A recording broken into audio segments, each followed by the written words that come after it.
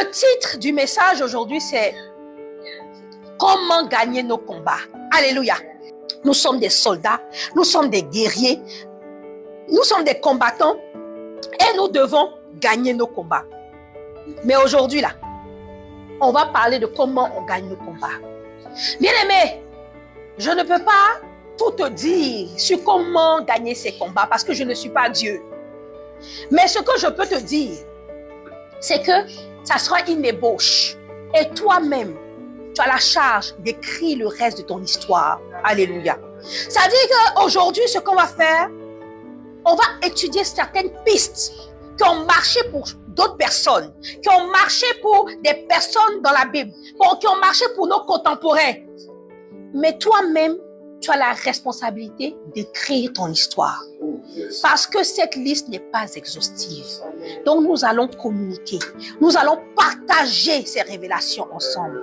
On parlait des défauts tout à l'heure. Donc là, je t'ai dit que tu as des défauts, mais tu as honte de tes défauts. J'ai des défauts, mais j'ai honte de mes défauts. Pourtant, Dieu se sert de nos défauts pour nous rendre grands, pour nous distinguer. Je vais prendre un exemple. D'abord, je vais prendre un exemple dans la vie contemporaine. Moi, un de mes défauts, c'est que je suis très rigoureuse. Je suis très rigoureuse. Donc, quand quelqu'un vit avec moi, je ne vais pas te faire beaucoup de compliments. Faut pas compter sur moi parce que quand je demande qu'on nettoie quelque chose pour moi, ça dit, je ne veux pas qu'il y ait un petit truc. Mais vous savez, ce défaut-là, ça énerve mon mari, bien sûr, parce qu'il se dit, mais toi, tu n'es jamais satisfaite. Mais ce défaut dans ma carrière m'aide. Vous savez pourquoi? Parce que quand je fais un soin de visage, ou quand je fais un massage, ou quand je fais une manucure, une pédicure, je m'assure que le client n'ait rien à dire. Que ce soit fait presque, on va dire, parce que la perfection appartient à Dieu, mais presque à la perfection. Est-ce que vous comprenez? Ça, c'est mon exemple à moi. Vous comprenez? Donc, c'est un défaut, oui, parce que ça embête mes enfants, ça embête mon mari. Ça dit, quand je fais quelque chose, je veux que mes choses soient bien faites. Quand quelque chose n'est pas bien fait, ça m'énerve. Donc, quand tu n'es pas rigoureux et tu es à côté de moi, en tout cas, on ne sera pas de bons amis. Ah oui, on va faire la guerre de temps à autre. Et comme moi-même, je suis une femme de guerre, je vous ai toujours dit ça. Bonne chance, parce qu'il faut t'armer pour rester à côté de moi. Parce que ça, non, ça ne marche pas ça. C'est pas comme si on lave des toilettes. Il ne doit rien avoir sur les toilettes. Les toilettes doivent être extrêmement propres. Amen.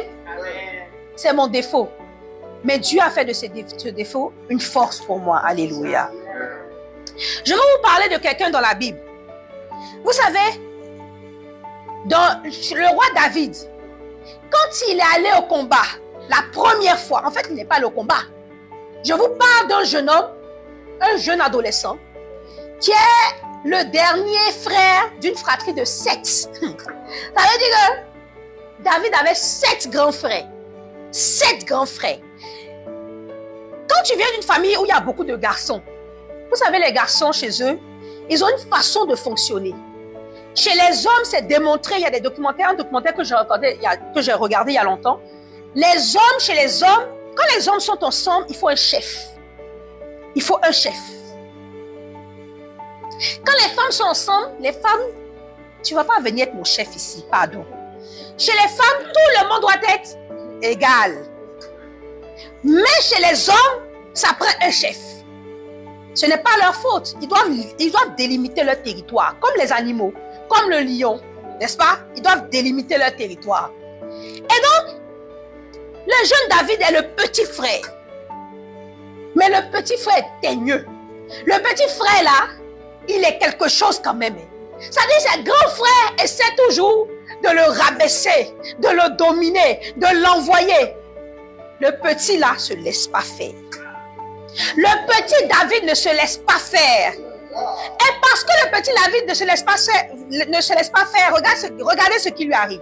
La Bible dit que son père Isaïe l'a envoyé avec du fromage et du pain pour aller donner sur le champ de bataille. N'est-ce pas? Quand David arrive sur le champ de bataille, il voit Goliath. Un balèze là, un géant qui est en train d'insulter Dieu, qui est en train d'insulter le peuple d'Israël. Mais ce petit garçon, il a l'habitude de se battre avec ses frères. Parce que ses grands frères qui sont là, ils ont compris que ce petit-là, il aime résister. En tant chez les garçons, je vous ai dit, dans une fratrie de garçons, ça prend un chef. Mais David ne se laisse pas faire. Donc, il énerve sérieusement ses grands frères. Parce que toi-même, il faut voir, tu as une petite soeur. Ou bien un petit frère. Et puis, c'est toujours lui qui aime se faire remarquer. C'est toujours lui qui... Alors que toi, tu es l'aîné, mais tu ne vas pas te laisser faire. Alors, il demande, mais qu'est-ce qui se passe? On dit, non, mais celui-là, depuis 40 jours, il a traumatisé Israël. Donc, David, déjà, il se dit, il a traumatisé Israël. Comment ça? Non, il nous insulte notre Dieu. Mais David se rappelle que parmi ses grands frères, là même, il y a deux qui ont l'habitude de le traumatiser. Mais chaque fois, il leur résiste. Donc déjà, dans sa tête, ça commence à... Il y a un scénario qui commence à naître. Un scénario commence à naître. Il dit, il traumatise. Il fait quoi? Il insulte et tout ça. Il dit, mais on va donner quoi? On va donner quoi à celui qui va battre ce géant-là? Il va chez tous les soldats. Il dit, on va donner quoi? Il veut se rassurer. On dit non. Le roi dit qu'il va donner sa fille. Et le roi dit qu'il va donner, je ne sais pas quoi, il avait dit là, des grands pâturages ou une partie du royaume, je ne me souviens plus trop de l'histoire. C'est dans la Bible. Je vais vous donner le passage tantôt. Et là, son frère, un de ses frères aînés entend ça. Et il va vers David et puis il dit, David, qu'est-ce que tu fais? Hein? Tu es venu faire quoi ici? Je te connais, je connais ton cœur. Tu es un homme méchant et orgueilleux. C'est écrit dans la Bible, c'est pas moi qui ai dit. Je vous donne le passage tout à l'heure, je ne veux pas nous distraire. Alors il dit, tu es un homme méchant et orgueilleux. À celui dont Dieu a dit, il est l'homme selon mon cœur. Dieu dit de quelqu'un, Dieu dit de toi, que tu es la femme selon mon cœur. Dieu te choisit pour être roi d'Israël, roi sur Israël, mais ton frère et ta soeur disent que tu es méchant et orgueilleux. Donc qu'est-ce qui se passe? Est-ce que Dieu ne voit pas clair? Est-ce que Dieu ne voit pas, ne sonde pas ce qui se passe dans notre famille? Pourtant, il a dit ça. Mais il savait que ce petit David avait déjà été un roi. Mais pour casser le moral de son frère, il dit, tu es méchant et tu es orgueilleux. Dans le livre de Samuel. Alors, David ne le regarde pas même. Il dit, mais moi, je ne peux pas laisser ce géant-là insulter le nom de notre Dieu. Je ne peux pas laisser ce géant insulter le Dieu d'Israël. Je ne peux pas faire ça. Donc, je vais le combattre. Mais vous savez, souvent on dit, oui, c'est parce qu'il allait combattre Dieu. Mais moi, je vais te dire quelque chose. C'est vrai qu'il allait combattre pour Dieu, mais l'orgueil de David l'a fait gagner ce jour-là. Vous savez pourquoi? Parce qu'il a décidé que ce n'est pas à cause de ta taille, mon frère. Ce n'est pas... Non, David voulait gagner parce qu'il n'aime pas perdre. David n'aime pas perdre. David n'aime pas perdre. Je pensais que je parlais à un enfant de Dieu qui n'aime pas perdre. Parce que tu aurais dû commencer à acclamer le Seigneur. Parce que toi aussi, ce matin, je veux que tu refuses de perdre tes combats. Je veux que tu refuses de perdre devant l'ennemi. Je veux que tu refuses de perdre ton combat contre la drogue. Je veux que tu refuses de perdre ton mariage. Je veux que tu refuses de perdre tes enfants. Je veux que tu refuses de perdre contre la pauvreté. Refuse de perdre. Refuse de perdre. Oui, c'est vrai. David est allé au nom de l'Éternel, son Dieu. David est allé au nom de l'Éternel, son Dieu, pour combattre Goliath. Mais surtout, David est allé aussi à cause de son orgueil. Vous savez, l'orgueil, si tu l'utilises par vanité, mais si tu l'utilises pour accomplir de grandes choses, Je préfère. Je préfère. Alors ne jetons pas des pierres sur des personnes à cause de leurs défauts. Parce qu'on ne sait jamais comment Dieu peut utiliser ton défaut ou son défaut pour pouvoir réaliser de grandes choses. Alléluia. Alléluia. Amen. Amen. Alors donc, je parlais de la victoire et je disais que c'est quoi la victoire? Qu'est-ce que la victoire? La victoire a beaucoup de définitions. La victoire, c'est de gagner face à l'adversité. Tu peux regarder dans le dictionnaire. Mais une définition que Dieu m'a donnée, c'est que, tu sais, ma fille m'a dit, il n'y a qu'une seule façon de perdre. Mais il y a 10 000 façons de gagner. Une seule façon de perdre. La seule façon de perdre, c'est d'abandonner.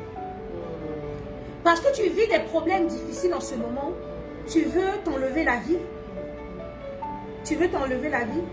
Mais qu'est-ce que... Tu t'enlèves la vie. D'abord, c'est parce que normalement, si tu veux t'enlever la vie, c'est que tu ne crois plus en cette vie, c'est que tu ne crois pas non plus en Dieu. Mais quelle sera ta vie après cette vie?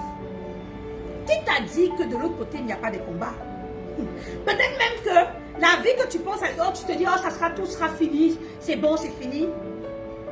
Moi qui suis chrétienne, la Bible me dit que là-bas, de l'autre côté, pour ceux qui se sont enlevés la vie, c'est de grands tourments pour l'éternité.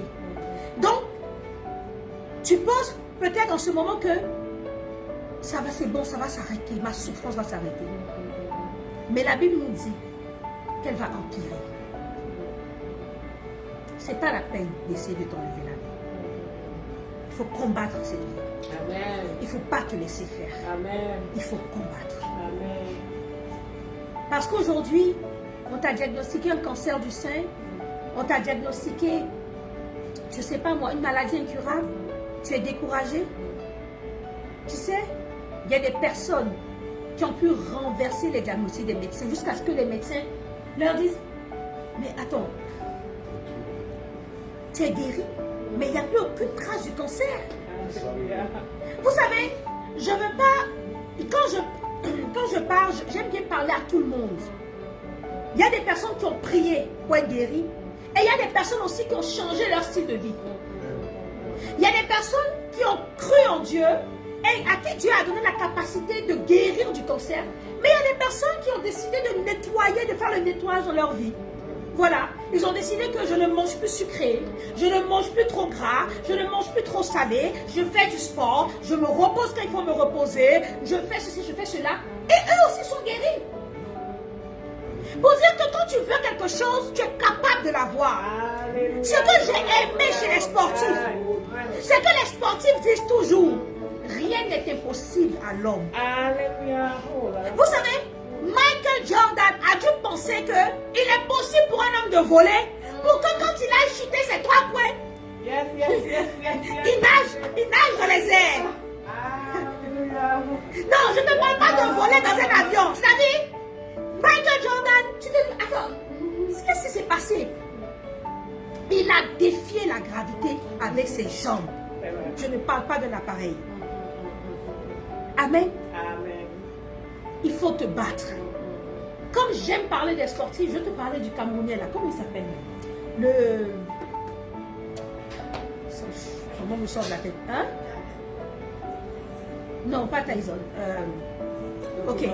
Non, un Camerounais qui fait le MMA. Oui. Oui. Hein? Oui, comment ça s'appelle? Ngamou. Francis Ngamou. J'ai oublié son nom, je m'excuse. Francis Ngamou. Vous savez pourquoi j'ai aimé ce gars? Francis Ngamou est né dans une famille tellement pauvre. Il a manqué de tout. C'est-à-dire, même le minimum, il a manqué de ça.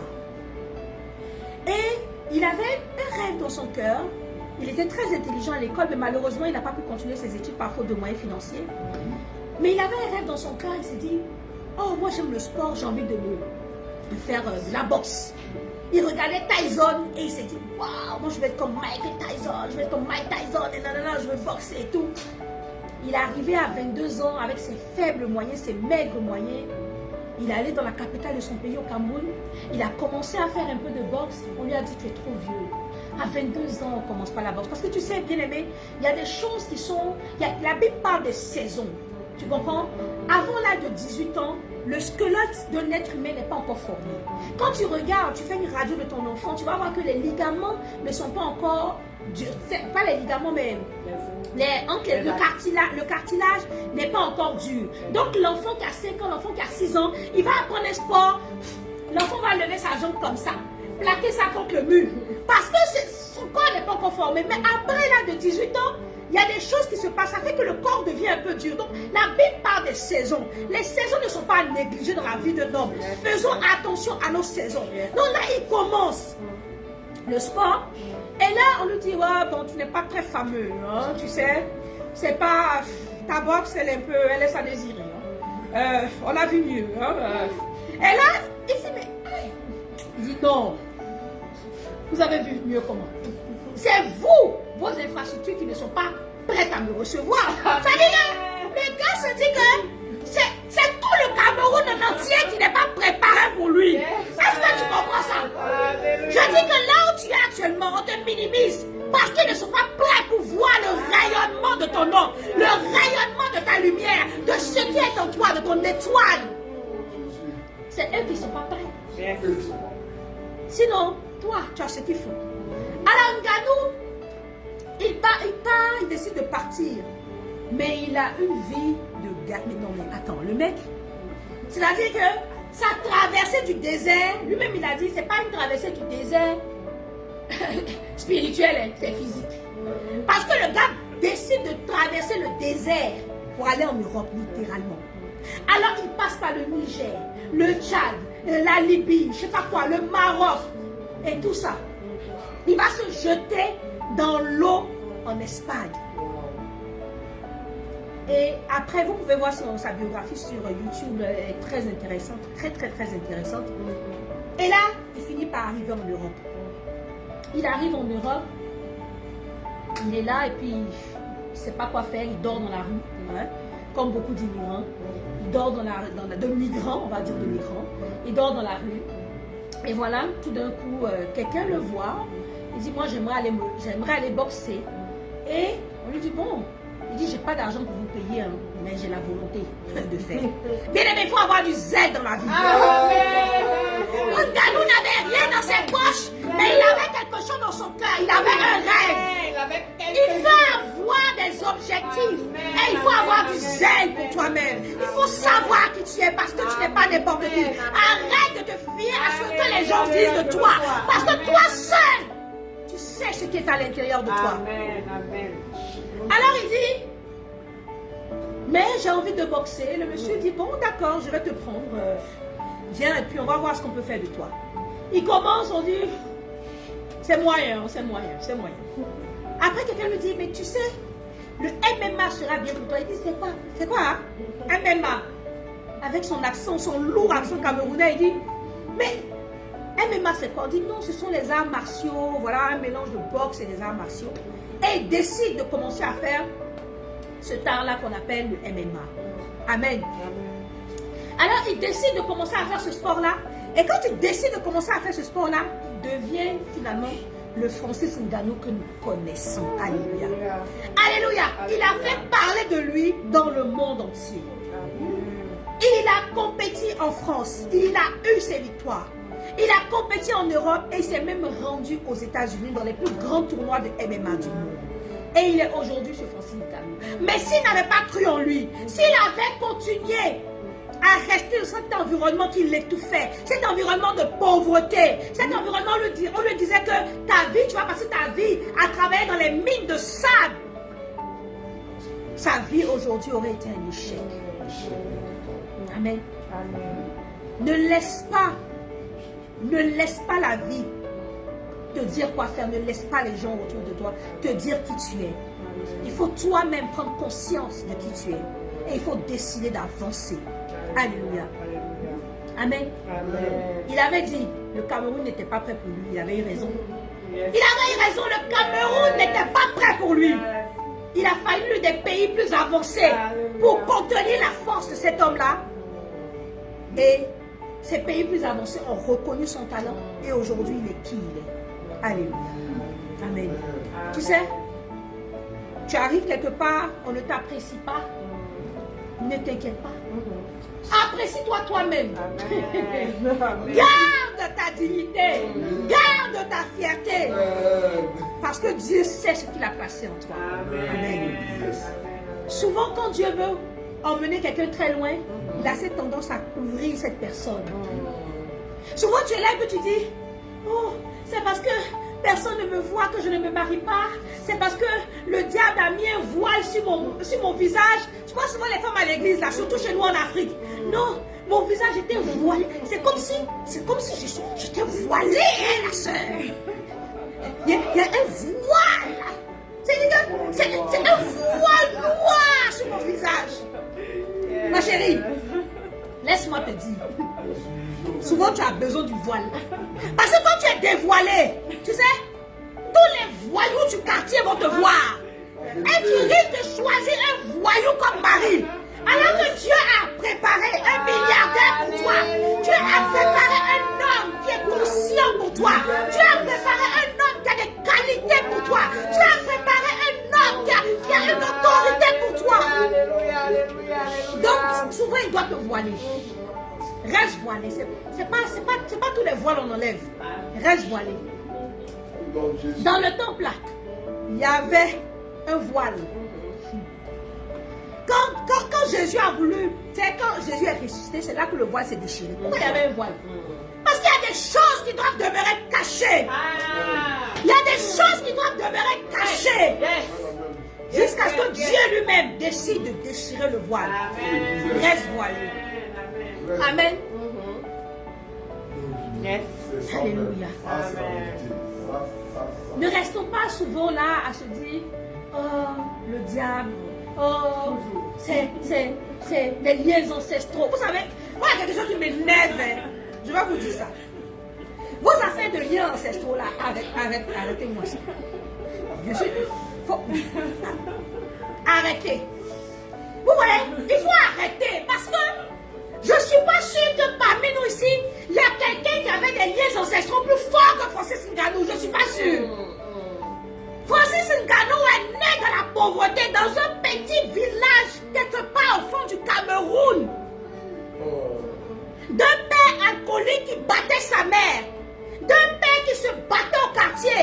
D'un père qui faisait des mauvaises choses au quartier. Francis Ngannou a regardé la vie de son père et il a dit, je ne veux pas de cette vie-là. Arrête-moi tes histoires de liens ancestraux. Amen. C'est assez. Assez, c'est assez. Assez, c'est assez. Qu'est-ce que c'est?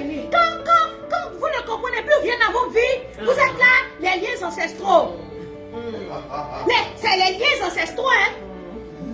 Les démons de la famille de mon père, les démons de ma famille de ma mère. Tu ne m'arrêteras pas. Le démon même de la famille de ta mère, là, même, lui-même, il est parti à l'OTAN parce que lui-même, il dit, aïe, je suis plus là. Je suis plus là. Et c'est-à-dire que lui-même, il dit, aïe, je suis parti. C'est pas la dernière fois là, le pasteur Amazou m'a chassé là. Je suis parti. Tu es allé dans toutes les conférences de délivrance possibles. Tu es allé dans tous les séminaires. Tu as été participant à toutes les retraites du monde. Et tu parles encore des démons de la maison de ta mère et de ton père. Qu'est-ce qui n'a pas marché chez toi? Qu'est-ce que tu allais faire pendant 7 ans de retraite, pendant 7 ans de séminaire?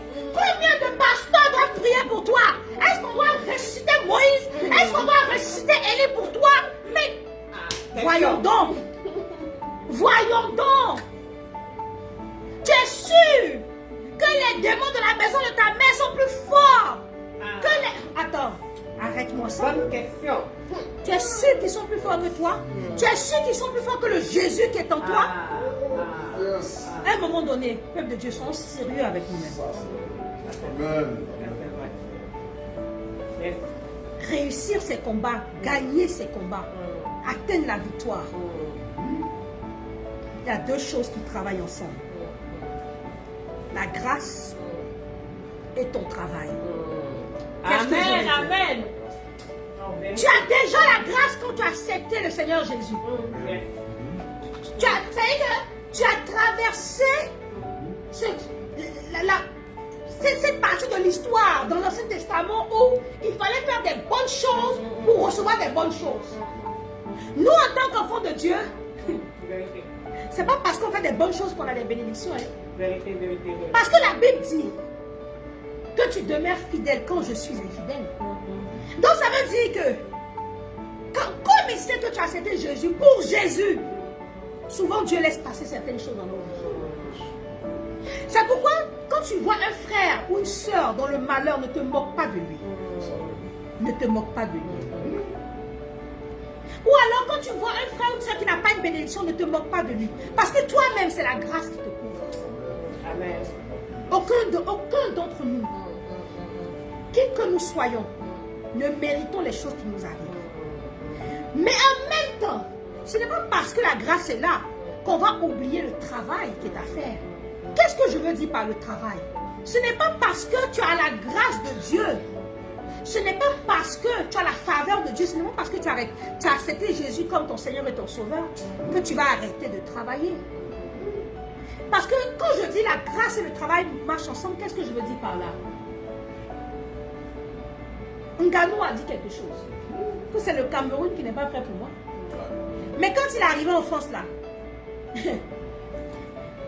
il a dû travailler. Il a dû s'entraîner fort.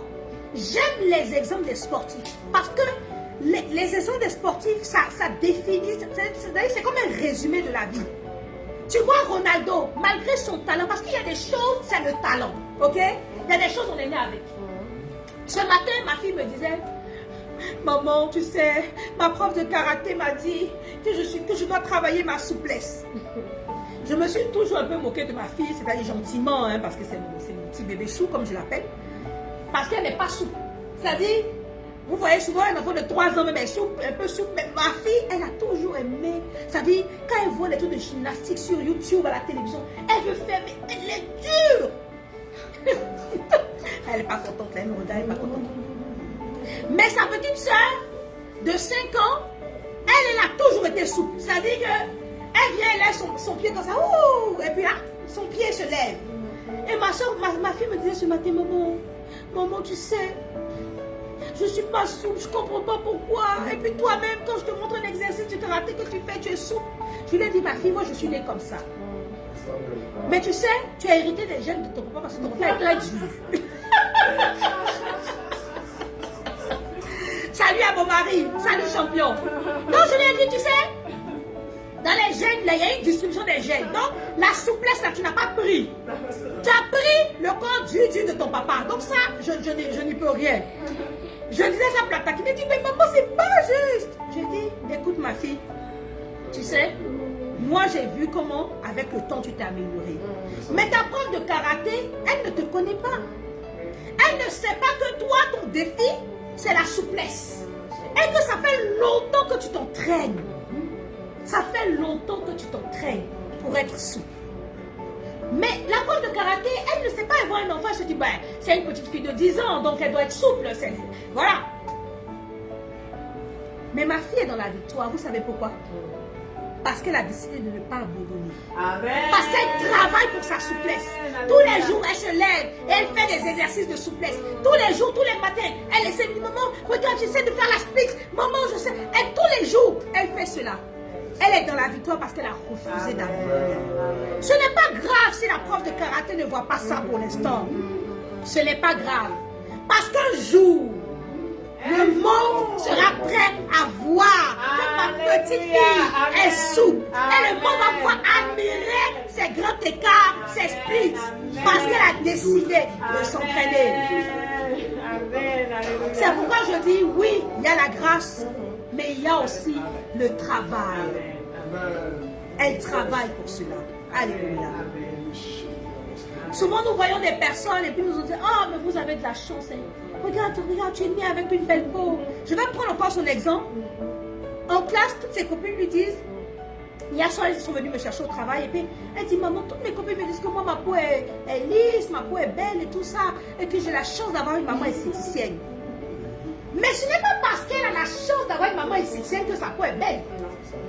Parce que il y a des mamans esthéticiennes qui ne font pas des soins à leurs enfants. Mais ma fille, je lui fais des soins au moins chaque 2 mois. Elle a des bons produits à la maison.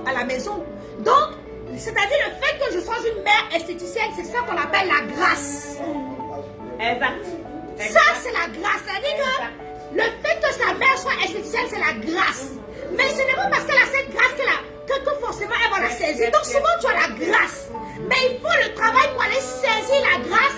Et les deux maintenant marchent main dans la main. Et là tu avances. Tu avances à pas de géant vers ta destinée prophétique, vers ta victoire. Parce qu'à la maison, elle fait ses routines tous les matins. Je la vois nettoyer son visage. Je la vois mettre ses sérums. Je la vois mettre ses crèmes tous les matins et tous les soirs. Donc, même si c'est une préadolescente ou une adolescente, elle ne peut pas avoir de boutons. Elle ne peut pas avoir de boutons parce qu'elle fait ce qu'il faut faire. Alléluia. Peuple de Dieu, je voudrais que tu décides de faire ce que tu as à faire pour rester dans ta victoire, pour l'acquérir coûte que coûte. Alléluia, alléluia. Fais ce que tu as à faire. Fais ce que tu as à faire, peuple de Dieu. Je sais qu'il y a des personnes qui disent, mais c'est écrit clairement dans la Bible, mais de quoi elle parle cette femme avec son haut bleu à petits points blancs? Que ta grâce me suffit. Mais oui, mais la grâce suffit, évidemment. Mais celui à qui il a dit ta grâce me suffit, là, est-ce que c'est toi? C'est pas à toi qu'on a dit ça, hein, pardon, il faut bien lire la Bible. Il parlait à Paul. Paul avait une écharpe qui le fatiguait. Il a dit à Paul, tant que tu annonces ma parole là, est-ce que ce que tu es en train de vivre là t'empêche d'annoncer ma parole? Non. Donc ta grâce me suffit. Vous savez, notre Dieu qui est là, faites attention. Il est très bon. Il est merveilleux, il est très grand. Mais ce n'est pas un papa gâteau. Ce n'est pas un papa gâteau. Il a dit à Paul, mais les chats là te fatiguent, oui, mais est-ce que ça empêche d'annoncer la parole? Est-ce que tu n'es pas heureux? Est-ce que tu n'es pas heureux de voir les gens convertis? Laisse les chats, parce que Dieu ne veut pas qu'on se soucie des petites choses qui nous dérangent. Dieu veut qu'on voit plus loin que ce qu'on a qui nous dérange. Il faut voir plus loin que le manque d'argent dans tes poches. Vois plus loin. Il y a un entrepreneur, je ne sais pas c'est qui, je ne me souviens plus, qui a dit, pour réaliser son rêve, ce n'est pas l'argent. Commence à faire des petits pas. Et l'argent viendra. Vous allez regarder l'histoire de tous les entrepreneurs. Je vais prendre celui de Microsoft là. Pourquoi les noms me échappent aujourd'hui comme ça? Microsoft, Bill Gates. Vous pensez que c'est avec l'argent que Bill Gates a fait Microsoft? Bill Gates, quand il était assis dans son garage, dans le garage de sa maman, avec tous ses amis, ils n'avaient pas d'argent. Quand ils étaient en train de concevoir ce qu'on appelle aujourd'hui Microsoft.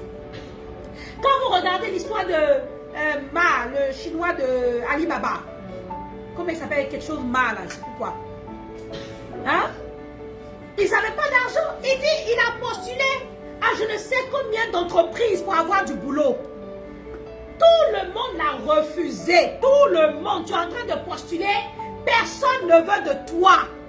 Parce qu'il y a une entreprise que tu dois créer. Ou il y a une entreprise qui peut te supporter. Parce que tu es quelqu'un de rigoureux. Tu es quelqu'un de sérieux. Donc tu ne peux pas aller t'asseoir dans une entreprise où le patron lui-même arrive à n'importe quelle heure. Où les secrétaires parlent n'importe comment avec du chewing-gum dans la bouche. Respecte-toi. Parce que Dieu te respecte. Ce qu'il a mis en toi, ce n'est pas pour n'importe quelle entreprise. Aujourd'hui, il a créé Alibaba. Mais ils n'avaient pas d'argent. Peuple de Dieu, qu'est-ce qui te limite? Quelle est cette écharpe? Oublie-la. Le manque d'argent.